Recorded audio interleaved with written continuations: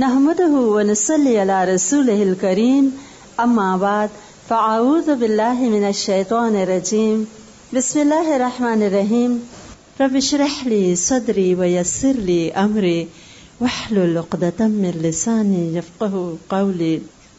نبوت کی ابتدا اور دعوت و تبلیغ.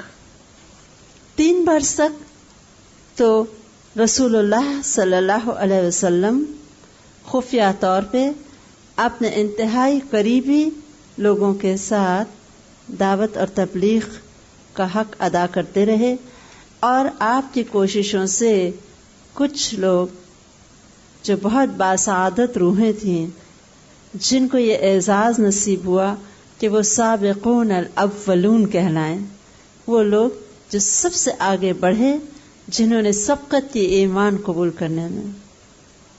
اور یہ گروہ اگرچہ تعداد میں تھوڑا تھا، چند لوگ تھے، 40 کے قریب لوگ مسلمان ہو گئے تھے، اور ان میں کچھ آپ صلی اللہ علیہ وسلم کی محنت تھی، اور کچھ ان لوگوں کی جنہوں نے بہت آگے بڑھ کے اسلام قبول کیا تھا، جیسے ابو بکر صدیق رضی اللہ تعالی عنہ کی وجہ سے حضرت عثمان بن مظعون رضی اللہ تعالی عنہ، حضرت ابو عبیدہ بن جراح رضی اللہ تعالی عنہ، حضرت طلحہ رضی اللہ تعالی عنہ وغیرہ، اور کچھ اور دیگر صحابہ کرام جیسے حضرت عبد الرحمن بن عوف رضی اللہ تعالی عنہ جو ان کے دوست تھے.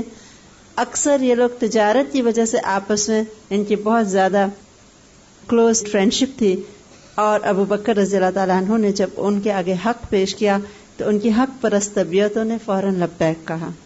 اسی طرح حضرت عمر رضی اللہ تعالی عنہ کے بہنوئی سعید بن زید رضی اللہ تعالی عنہ نے بھی اسلام فوراً قبول کیا، کیونکہ ان کے باپ زید کے بارے میں آتا ہے کہ جب قریش کا بگاڑ انتہا پہ تھا تو 4 لوگ اس وقت بھی مکہ میں ایسے تھے جو اپنے معاشرے کی ان تمام خرابیوں سے بیزار تھے، اور انہوں نے اکٹھے ہو کے یہ عہد کیا تھا کہ ہم دین ابراہیم پہ ہیں اور حنیف ہیں، اور ہم یہ سب نہیں کریں گے، جو یہ کرے غلط ہے. اور زید کے بارے میں آتا ہے کہ وہ کہتا تھا کہ اللہ مجھے پتہ چل جائے کہ تجھے کس طرح پسند ہے کہ میں تیری عبادت کروں تو میں اس طرح کروں جیسے کہ تجھے پسند ہے. ان میں ورقہ بن نوفل بھی شامل تھے جو بعد میں پھر عیسائی راہب بن گئے تھے. تو حضرت سعید رضی اللہ تعالیٰ عنہ نے اپنے والد سے یہ باتیں سنی ہوئی تھیں، اس لیے جب اسلام پیش کیا گیا تو ان کو پتا تھا یہ وہی حق ہے جس کے لیے میرا باپ پریشان رہا. مردوں کے ساتھ ساتھ کچھ خواتین نے بھی اسلام قبول کیا، اور بہت شروع کے جو لوگ تھے وہ 40 کے قریب بنتے ہیں. ان میں معززین بھی تھے، امراء بھی تھے، اور معاشرے کے پسے ہوئے مظلوم غلام اور لونڈیاں بھی تھیں. یعنی دین حق وہ ہے کہ انسان کسی لیول یا کسی پوزیشن پہ بھی ہو، طبیعت میں حق پرستی ہو تو فوراً دل اس کی طرف کھنچتا ہے. غلاموں میں حضرت بلال رضی اللہ تعالی عنہ، حضرت عامر بن فہیرہ رضی اللہ تعالی عنہ، حضرت خباب بن ارت رضی اللہ تعالی عنہ، حضرت عمار رضی اللہ تعالی عنہ، حضرت یاسر رضی اللہ تعالی عنہ، اور حضرت سمیہ رضی اللہ تعالی عنہ جو لونڈی تھیں. یعنی خاندان ہی غلاموں کا تھا، ماں باپ بیٹا تینوں ایمان لے آئے تھے، حالانکہ تینوں اپنی جگہ غلام تھے، دوسروں کے زیر دست تھے، لیکن انہوں نے اسلام قبول کیا. اب مسلسل وحی آ رہی تھی، ان کو دنیا کی کوئی تکلیف، کوئی مخالفت اپنے راستے سے نہیں ہٹا سکتی تھی. مسلسل ایسی آیات آ رہی تھیں آپ صلی اللہ علیہ وسلم کے ذریعے سے جن میں ایک اور دنیا کا نقشہ تھا، ایک سچائی تھی، ان کو ایک حقیقت نظر آ رہی تھی. اس دنیا کی بے ثباتی کا یقین تھا، جنت اور جہنم کے بارے میں پختہ ایمان تھا، رسالت، آخرت، توحید، یہی مکہ کی ابتدائی صورتوں کا پیغام تھا، اور اس پیغام کو انہوں نے مضبوطی سے تھام لیا. آپ صلی اللہ علیہ وسلم کے ساتھ ایک انتہائی چھوٹی لیکن ایسے پکے ایمان والے لوگوں کی ٹیم تیار ہو گئی کہ اب یہ لوگ اس پوزیشن میں تھے کہ ہر سختی کے باوجود جم کے آپ صلی اللہ علیہ وسلم کے مشن میں آپ کے ساتھ رہیں. اب حکم ہوا کہ اپنے قریبی خاندان والوں کو ڈرائیے، وَأَنذِرْ عَشِيرَتَكَ الْأَقْرَبِينَ، اور ڈرائیے اپنے رشتہ داروں کو، قریبی خاندان والوں کو. آپ صلی اللہ علیہ وسلم نے اپنے خاندان والوں کو جمع کیا، اور کچھ روایات میں آتا ہے کہ دعوت کا اہتمام کیا حضرت علی رضی اللہ تعالی عنہ نے اس دعوت میں سارا انتظام کیا، سالن تھا، شوربہ تھا، دودھ تھا، کھانے پینے سے جب سب فارغ ہو گئے آپ صلی اللہ علیہ وسلم نے ان کو تبلیغ کی اور ان کو وحدانیت کا سبق دیا.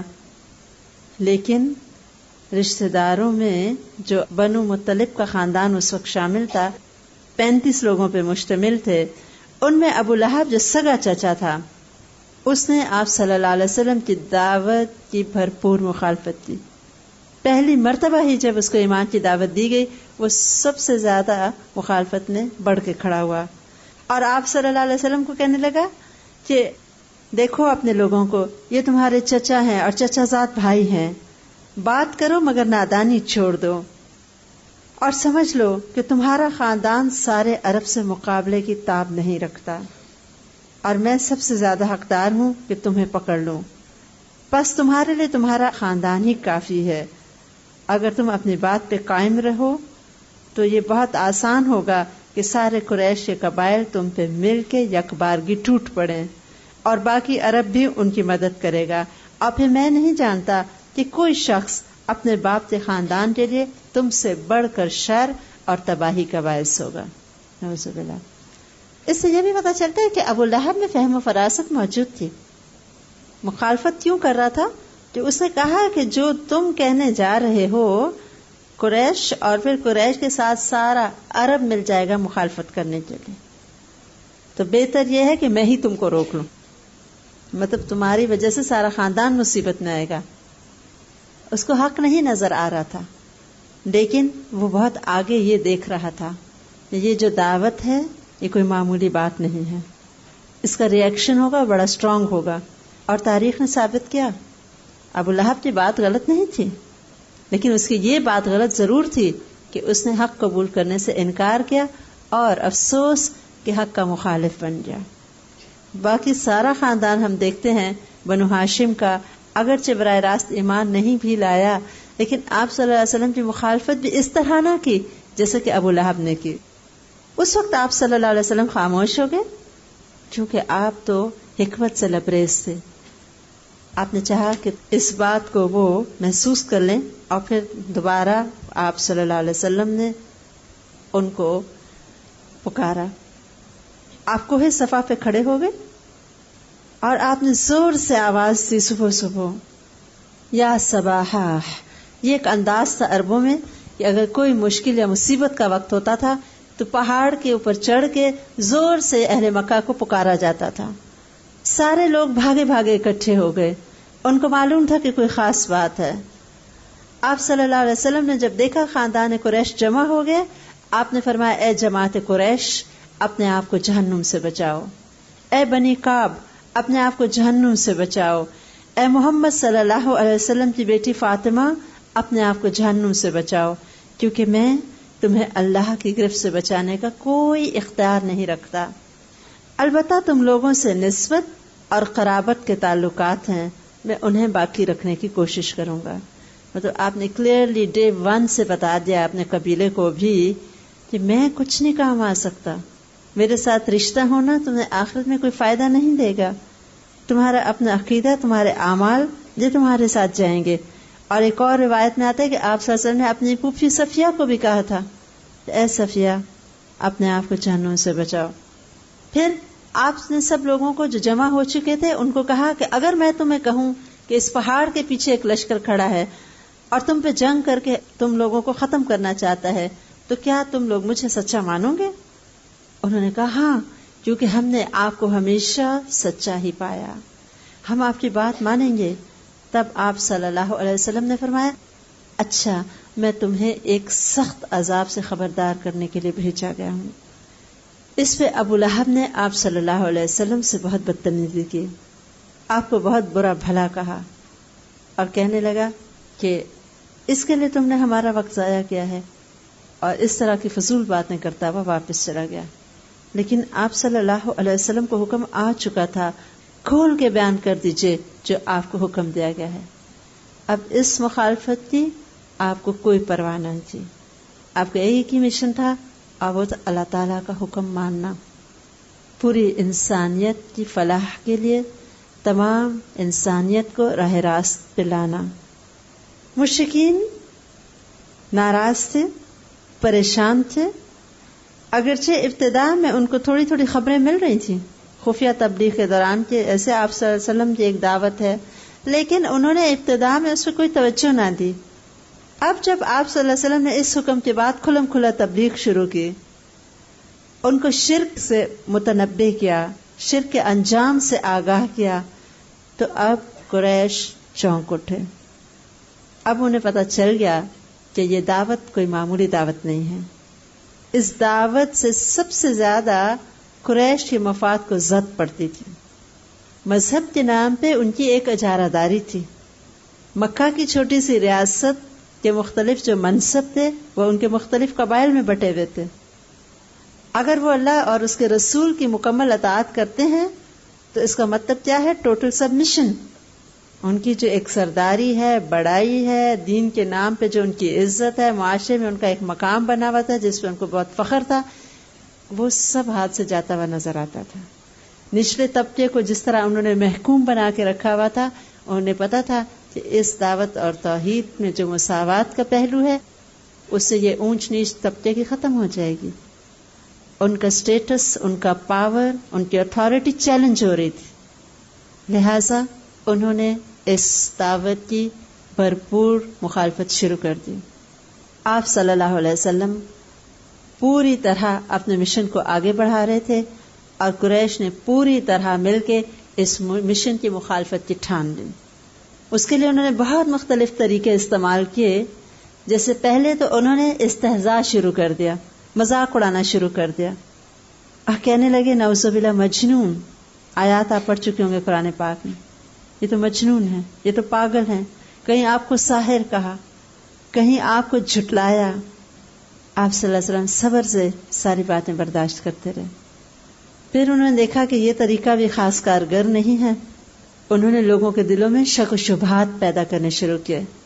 اساطیر الاولین، یہ کوئی آیات ہیں، قرآن ہے، یہ اللہ کا کلام ہے؟ نعوذ باللہ، یہ تو پرانی کہانیاں ہیں، بس ایسے ہی چلی آ رہی ہیں۔ اور پھر اس کو تو انسان سکھاتا ہے اور یہ دوسروں سے سن کے اور تم لوگوں کو باتیں کر رہا ہے۔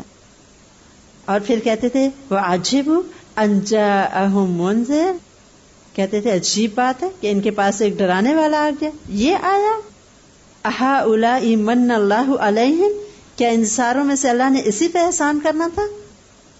یہ عبداللہ کا یتیم بچہ جس کے پاس نہ دنیاوی مال ہے، نہ دولت ہے، نہ سٹیٹس ہے، نہ اختیار ہے، نہ کوئی قوت ہے، اسی کو اللہ نے چننا تھا نبوت کے لیے۔ ان کو تو خیال یہ تھا کہ دنیاوی طور پہ وہ سردار ہیں تو پھر نبوت جیسا عظیم جو ایک منصب ہے وہ بھی انہی کو ملنا چاہیے تھا۔ آپ صلی اللہ علیہ وسلم ان تمام بےہودگیوں کے جواب میں ایک خاموشی، صبر اور استقلال سے اپنے کام میں لگے رہے۔ پھر انہوں نے سوچا کہ یہ باتیں تو کارگر نہیں ہو رہی، انہوں نے ظلم و ستم کے نئے اور انوکھے طریقے شروع کر دیے۔ وہ تمام لونڈیاں اور غلام جو ایمان لائے تھے، جو بیچارے مجبور تھے اور مشرکین کے نیچے تھے، ان کے مالکوں نے ان کو اس طرح ستایا کہ شاید تاریخ میں ایسے ٹارچرز کی مثال کم ملتی ہے، اور ڈیٹیلز آپ سب جانتے ہیں۔ یہ کہیں ان کو اونٹ اور گائے کی کھالوں میں لپیٹ دیا جاتا تھا، تپتی ہوئی ریت پہ لٹایا جاتا تھا۔ گرمی کے موسم میں دیکھیں نا، ذرا موٹا کپڑا ہو تو کیا حال ہوتا پہنے، اور اینیمل سکن میں لپیٹ کے اور پھر ریگستان کی ریت پر دھوپ میں لٹا دیا جائے۔ خباب بن ارت رضی اللہ تعالیٰ عنہ کو دہکتے ہوئے انگاروں پہ لٹایا، حضرت بلال رضی اللہ تعالیٰ عنہ کو تپتی ریت پہ لٹا کے ان کے سینے پہ بھاری بہت بڑے پتھر کی چکیاں رکھ دی جاتی تھی، اور پھر کہا جاتا تھا محمد صلی اللہ علیہ وسلم سے کفر کرو، اور وہ کہتے تھے احد احد۔ ایسا استقلال تھا کہ وہ پریشان ہو گئے، یہ کیا قوت ہے اس دعوت میں جو کسی صورت ان انسانوں کو ان کے راستے سے نہیں ہٹا سکتی۔ لونڈیوں پہ الگ ظلم تھا، حضرت سمیہ رضی اللہ تعالیٰ کو اتنا ٹارچر کیا جاتا کہ آخرکار ایک دن ان کو ان کے نازک حصے پہ برچھی مار کے شہید کیا گیا تھا۔ حضرت عمر رضی اللہ تعالیٰ عنہ کے خاندان کی ایک لونڈی تھی، اس کو وہ اتنا مارتے اور مارتے مارتے حضرت عمر جیسے تندرست اور کبھی ہیکل انسان جب تھک جاتے تھے تو اس کو چھوڑتے تھے اور کہتے تھے میں ترس کھا کے تم کو نہیں چھوڑ رہا، اس سے چھوڑ رہا ہوں کہ تھک گیا ہوں، یعنی ذرا دم آئے تو پھر ماروں گا دوبارہ، کیونکہ وہ اس سے خود مسلمان نہیں تھے. ایسے بے شمار واقعات ہیں جو کہ پڑھ کے انسان حیران ہوتا ہے کہ واقعی وہ کیا ایمان تھا. پہاڑوں سے بھی زیادہ مضبوط.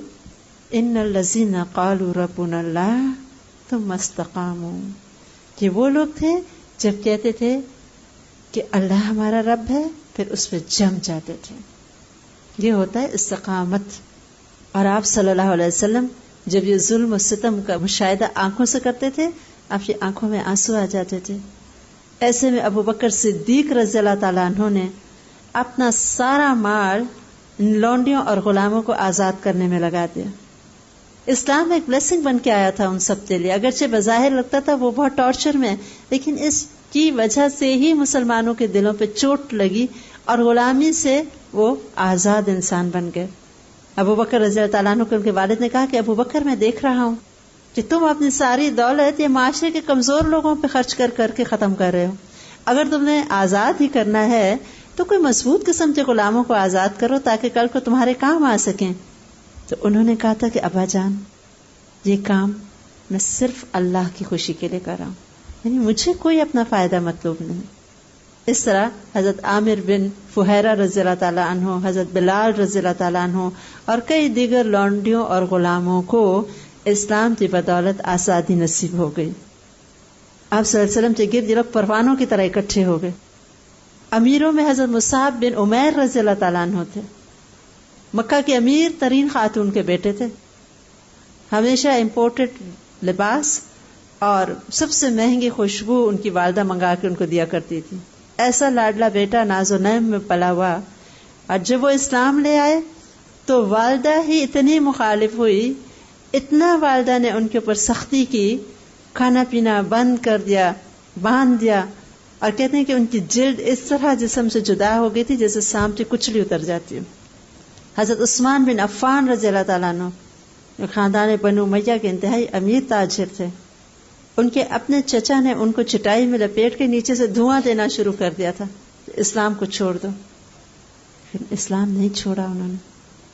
اور ادھر آپ صلی اللہ علیہ وسلم کو بھی کفار مکہ نے سپیر نہ کیا. گالیاں، اذیت ناک باتیں.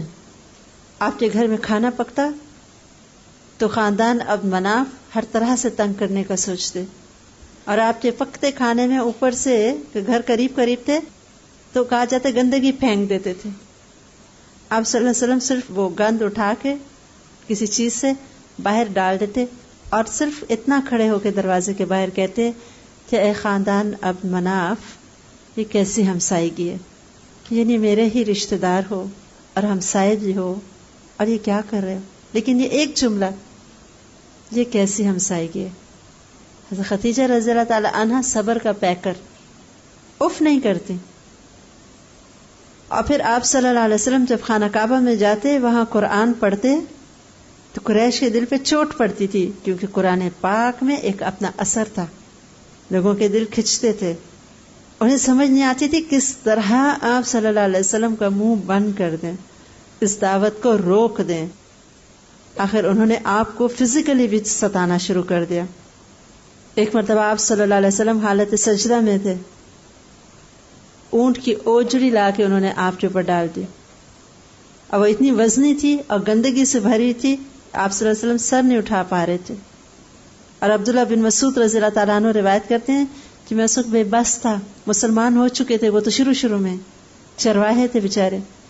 وہ کہتے تھے میرے میں جرت نہیں تھی کہ ان سرداروں کو میں کچھ کہہ سکتا.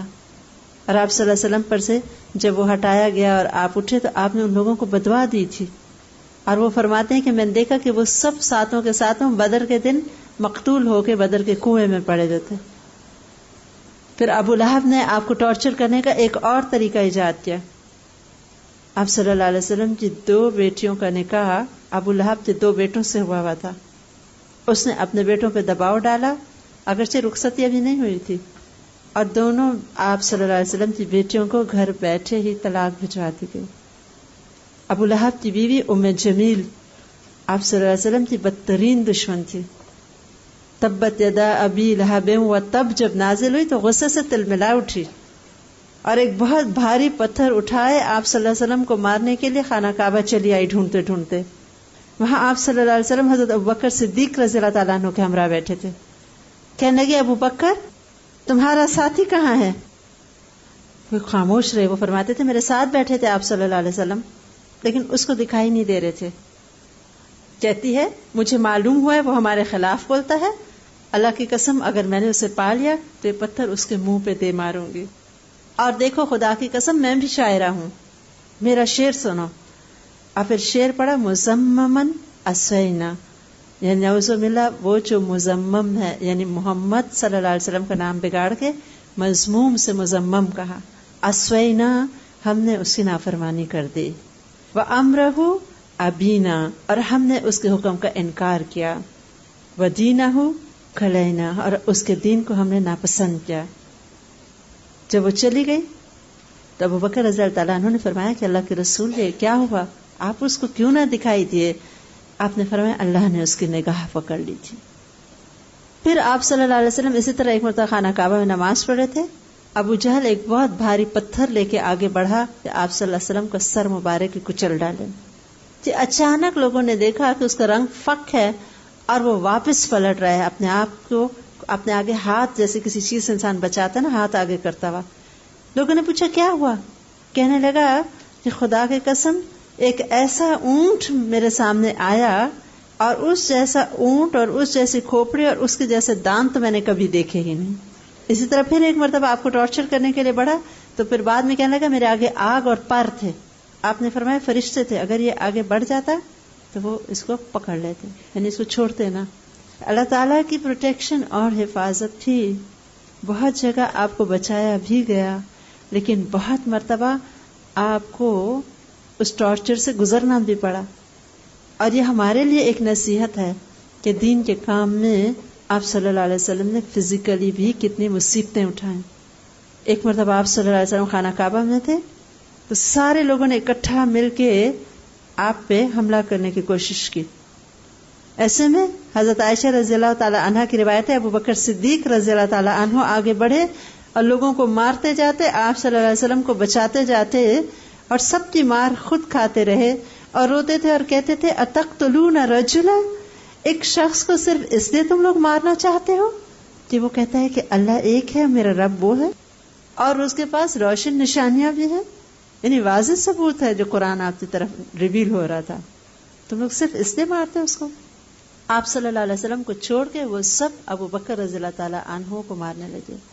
اور ایک شخص کے بارے میں آتا ہے کہ اس کی جوتی کے پیچھے جیسے میخیں لگی تھیں، وہ اس سے ان کے منہ اور سر پہ مارنے لگا. اور اتنا ان کو مارا گیا وہ بے ہوش ہو کے گر پڑے کہ ان کو چادر میں لپیٹ کے گھر لایا گیا. اتنے شدید زخمی تھے کہ اٹھایا بھی نہیں جا سکتا تھا ان کو. اور ان کے گھر والے کہتے تھے کہ ہم سمجھے کہ اب یہ زندہ نہیں بچیں گے. حضرت عائشہ رضی اللہ تعالیٰ عنہ فرماتی ہیں کہ جہاں ان کے سر کے بالوں کو ہاتھ لگاتے تھے تو وہ بال ہمارے ہاتھوں میں آ جاتے تھے. اور کہ قبیلے کے لوگ سارے پاس بیٹھ گئے کہ اب شاید یہ ختم ہوتے ہیں. بہت دیر بعد آپ کو ہوش آئی تو انہوں نے ان کی بیوی کو کہا کہ ان کو کوئی دودھ وغیرہ لا کے پلاؤ. تو انہوں نے کہا کہ خدا کی قسم نہ میں کچھ کھاؤں گا نہ پیوں گا جب تک کہ تم مجھے یہ نہیں بتاتے کہ محمد صلی اللہ علیہ وسلم ٹھیک ہیں کہ نہیں. اس پہ قبیلے والے بہت ناراض ہوئے اور بہت برا بھلا کہا کہ جس کی وجہ سے تم اس حال پہ پہنچ گئے اب بھی اس کا پیچھا نہیں چھوڑتے. انہوں نے کہا نہیں. جب سب چلے گئے گھر والوں کو کہا مجھے ان کے پاس لے چلو، پہلے انہیں دیکھوں گا، اگر وہ ٹھیک ہیں تو پھر میں کچھ کھاؤں گا پیوں گا. اور آپ صلی اللہ علیہ وسلم اس وقت دار ارقم میں تشریف فرما تھے. آپ نے جب ابوبکر رضی اللہ تعالیٰ عنہ کو دیکھا اور حالت، آپ صلی اللہ علیہ وسلم رو پڑے تھے اور آگے بڑھ کے ابوبکر صدیق رضی اللہ تعالیٰ عنہ کی پیشانی کو چوم لیا تھا. بچپن کے ساتھی بھی تھے نا، دوست بھی تھے، اور پھر دین کا بھی ایک اخوت کا رشتہ بھی تھا. اور اس کے علاوہ بھی ابو لہب نے اور ابو جہل نے اور کچھ اور سرداروں نے کوئی طریقہ نہ چھوڑا. طارق بن عبداللہ محاربی کہتے ہیں میں ایک مرتبہ مکہ کسی میلے میں آیا کسی اپنے خرید و فروخت کے سلسلے میں. مجھے نہیں پتا تھا اس وقت مکہ میں کیا ہو رہا ہے. اچانک میلے میں نے دیکھا کہ ایک شخص جو خوبصورت ہے لیکن جوانی کی عمر سے نکل چکا ہے، وہ آگے آگے جا رہا ہے اور لوگوں کو کہہ رہا ہے یا ایھا الناس قولوا لا الہ الا اللہ تفلحوا، اے لوگوں کہو لا الہ الا اللہ تم فلاح پا جاؤ گے. اور اس کے پیچھے دیکھا کہ ایک زیادہ بڑی عمر کا شخص ہے جو مسلسل ان کو کنکریاں مارتا جا رہا ہے پیچھے سے کہ ان کے پیروں سے خون نکلنے لگا آپ صلی اللہ علیہ وسلم سے, اور کہہ رہے لوگوں اس کی بات کی تصدیق نہ کرنا, نعوذ باللہ یہ جھوٹ بولتا ہے. میں نے لوگوں سے پوچھا کہ معاملہ کیا ہے؟ انہوں نے کہا کہ یہ جو آگے جا رہے ہیں یہ کہتے ہیں کہ میں اللہ کا نبی ہوں, اور جو پیچھے ان کو مارتے جا رہے ہیں اس کا سگا چچا ہے. طارق کہتے تھے کہ یہ توحید کا پہلا پیغام تھا جو میں نے مکہ میں دیکھا, اور آپ صلی اللہ علیہ وسلم کا صبر اور استقلال جو دنیا دیکھ رہی تھی. اور آپ کہتے رہے قولوا لا الہ الا اللہ, پیچھے سے کنکر پڑ رہے ہیں, نہ مڑ کے چچا کو کچھ کہہ رہے ہیں, نہ ڈانٹ رہے نہ ناراض, بس اپنے کام سے کام. اور یہ ایک آواز, اس کو اللہ نے میگنیچیوڈ بخشا, ایک کے بعد ایک, ایک کے بعد ایک لوگ آتے چلے گئے.